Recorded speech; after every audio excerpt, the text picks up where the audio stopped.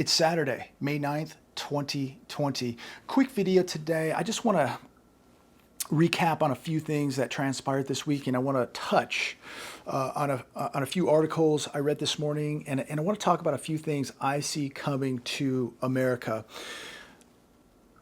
Unemployment now in America is horrific. We are looking at depressionary numbers. If this economy does not open immediately, and I don't mean a partial reopening, I mean a full opening. If we do not open this economy up immediately, we are in big, big trouble here. This economy is in cardiac arrest right now. It is flatlining. And if it does not open up right now, we are going to see devastating effects. What is happening right now is completely unsustainable. We cannot have an economy or a country when everything is frozen, when business is not allowed to do business. This was an article yesterday on CNBC. I mean, these numbers are incredible.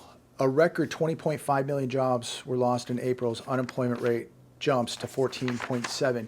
Most of you would probably agree that the unemployment number is much higher than 14.7 at this point. The Minneapolis Fed President Neil Kashkari came out this week and said he believes the unemployment rate in the U.S. right now is around 24%. And these numbers that we're getting, 14.7%, 33.5 million people being unemployed. These numbers are not the real numbers. Millions of U.S. residents were counted as employed in April despite having no job, suggesting the April number was closer to 20%, much higher than the 14.7. If you don't count people who are on temporary leave, people who've been furloughed, people who are not looking for work, if you don't count these people, if you're not counting people who've rolled off unemployment already, maybe the college students who have graduated, who are looking for work but have not found work, then the numbers look a lot different when you do start counting them. When you start taking into account that people have been calling and trying to get through on the phone lines to the unemployment offices, trying to get through on the websites that have crashed, millions and millions of people have not been counted. I'm reading estimates that the real true unemployment number now in America is around 55 million.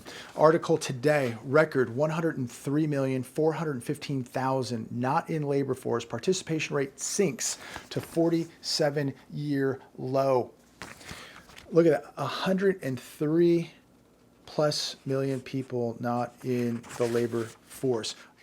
Here's an article today on the hedge. San Diego unemployment rate nearly 27%, breaking county record set during Great Depression. San Diego County unemployment is now at an all-time high, exceeding the previous record from 1933. You know, I did a video back in 2019 talking about all the people that were sleeping in their cars in San Diego, who were sleeping in these encampments that were chain linked with porta potties and microwaves and some running water and a security guard. And people would park their cars in these encampments, and at a certain hour of night they would lock you in, and they would have a security guard there.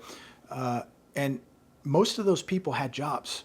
They would get up in the morning, clean up, drive off in their cars off this lot, go to work, and after work come back, park their cars, use the microwave, wash their hands, and jump back in their cars and go to sleep and go back to work tomorrow. And this was happening back in 2019. People in San Diego sleeping in their cars in secured encampments. Now we're seeing homelessness absolutely surge. People cannot afford the price of rent. They cannot afford the price of housing. How does somebody making $12 an hour afford a $2,000 a month apartment in San Diego? What happens when your car breaks down? What happens when you get a flat tire? We all know that 80% of this country has been living paycheck to paycheck, people buying things with money they don't have, and reality is now rearing its head here in America. And now we're going to see a massive increase in the homeless population, not only in San Diego, but across the United States of America. But it's going to continue to boom in San Diego. And keep an eye on the housing sector in San Diego, because it is going to get demolished, as we're going to see housing and commercial real estate here in the US get absolutely wrecked. Look, it's inevitable. Okay, it's simple mathematics. You can't have 55 million people out of work. You can't have a frozen economy. You can't bring the economy, or you can't open the economy up in stages 1, then 2, then 3, then 4, and then have all these rules, regulations. It's not going to work. The economy was already falling apart, and now this is going to put this depression on steroids.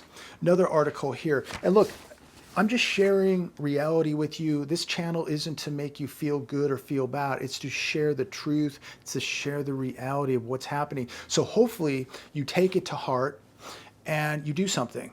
And that means you prepare, you take care of yourself, you take care of your family. People continue, well, what can we do about it? Well, you better wake up, you better read what's going on, make sure that you confirm everything I'm saying is true, but you better be making preparations, because the crisis has not even gotten here yet. These are just the beginnings, the warnings. Truck drivers suffer largest job loss on record after April bloodbath leaves 88,300 unemployed. April orders. People have written me this week telling me, oh, the trucks are all over the road, everything's fine. Okay, I see a lot of trucks out here too, but when you start looking at the rates now that these truckers are getting, they're getting decimated. Shipping or freight rates are in the toilet. April orders of Class 8 heavy trucks fell a staggering 73% year over year, and 44% from March. I mean, just look at these numbers. I mean, this is worse. These numbers are worse than depressionary. These are the worst numbers on record. Yet people think everything's going to come back, like somehow it's just they're going to flip a switch and everything's going to be fine. The trucking industry is on life support at this moment. Look at the numbers, okay? It's not me saying this. These are the real numbers. If the business that you work for or the people you work for, whatever you do, if the numbers were down 73% year over year, what would you probably wouldn't be working either. April wiped out all trucking employments gained during the past 5 years. I mean, what we are witnessing is historic. CNBC today, some hope for the recovery in the dismal jobs report. 78% of workers say that their layoff is temporary. That's on CNBC. I believe, unfortunately, many of these people are going to be very surprised that the job that they thought that they were going to be returning to isn't going to exist. And I believe that there's going to be millions of people that will not be returning to their original jobs. People who do return should be aware that when they do, that job may be temporary, that they may have to take a pay cut, that many of the businesses that do reopen may not remain open because they've taken such a hit over the past 7 weeks that when they do open, when people do not flock back to these stores or these restaurants because they're either too scared and panicked to go out, or they're just flat out broke now, or when you have 55 million people in your country that don't have jobs, when some of the stores and restaurants do open, who's going to go out and really spend money when they don't have a job, or when they believe they may not have a job next month, or their job may not exist 6 months from now? Look, a lot of people now have been shown a taste of reality, and people are thinking a little bit different now. And a lot of people are going to have to be much more conservative because of the unknown and uncertainty with regards to this economy. You may return to your job, but don't believe for a second that it's safe. And I pray that it is. And look, I'm an optimistic person. I don't want to see America fail, but I also live in the real world, and I can connect the dots, and I can add 2 + 2, and I can read what's happening. And if I was one of these people returning to a job, I would be very, very cautious with what's going on. I'd be extremely conservative. I wouldn't be making any big purchases. I wouldn't be going out to dinner. I wouldn't be spending any more money than I had to because of the unknown. We don't know what's going to happen a month, 2 months, 3 months, 6 months down the road. A lot is coming, and there's going to be huge economic consequences for what has been transpiring that are not going to go away. And a lot of people believe that everything's going to be okay, but I can tell you 100%, in my humble opinion, things are not going back to normal because they weren't normal to begin with. Another article today, this is also on The Hedge, desperate auto dealers betting big on discounts to help move inventory.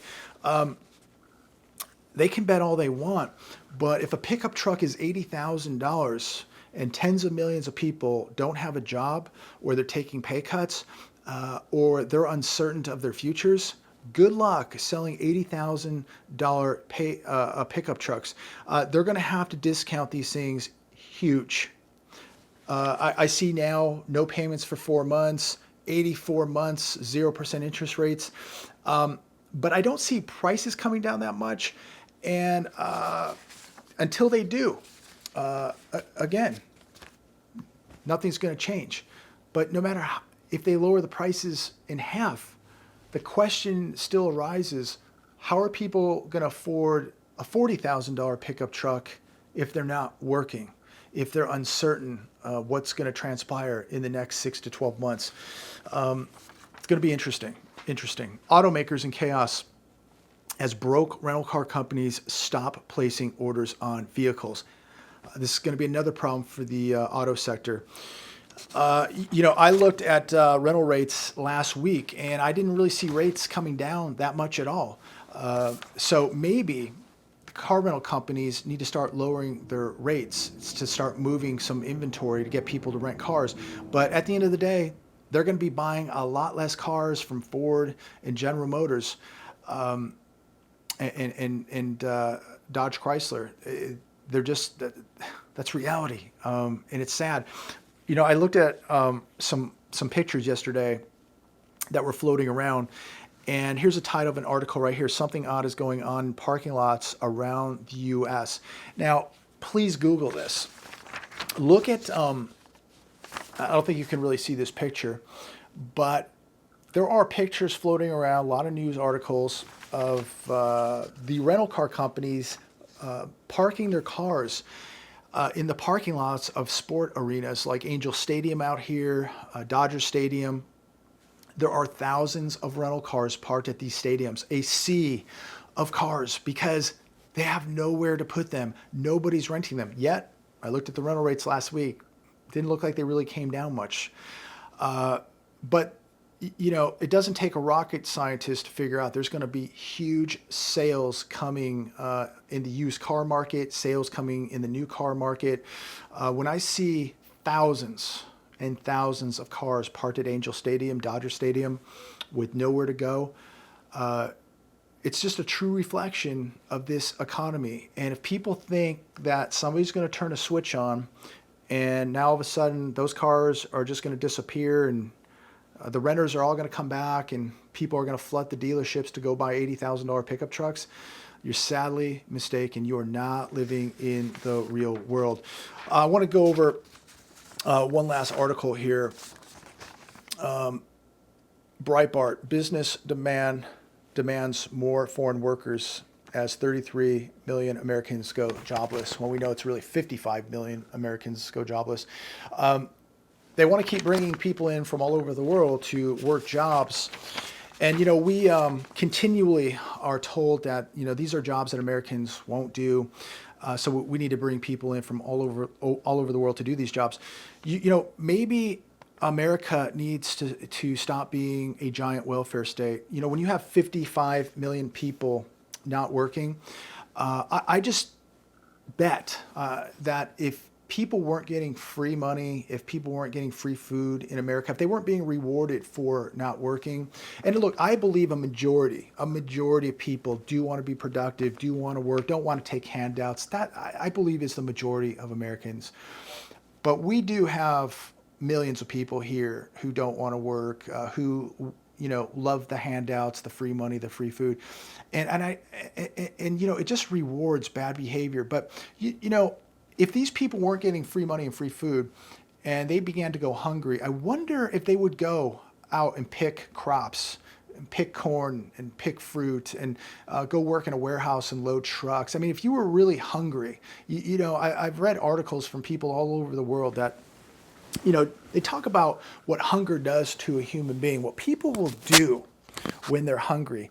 And many say that people will do things they never humanly thought possible when they're starving. So, going out and picking crops, working in a warehouse, loading trucks, doing manual labor, digging, ditches, whatever. When you're hungry, I bet a job that paid anything would be really, really important to somebody. But when we reward people to sit at home and give them free food, free money, and we just have created this massive welfare state in America now, why should anybody work? So we have all this manpower in this workforce here in America, but we pay it to sit at home. And I, again, truly believe most Americans do want to work. And the ones that don't, when they go hungry, they will work. And I want to close with this. This is on the AP, nearly 1 in 5 U.S. kids are obese. And nearly half of America is obese, right?